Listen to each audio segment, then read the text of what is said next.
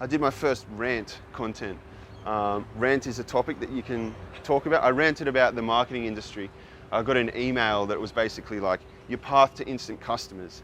And I've just been bubbling away at this. You know, people, they just overpromise, you know, and they don't realize that they're making a commitment. Like, how can you honestly say to someone, here's your path to instant?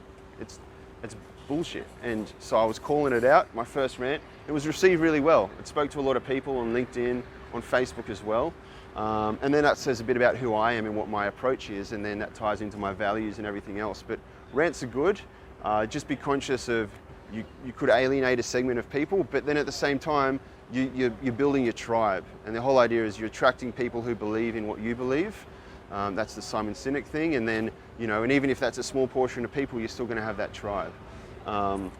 So was the rant targeted at LinkedIn?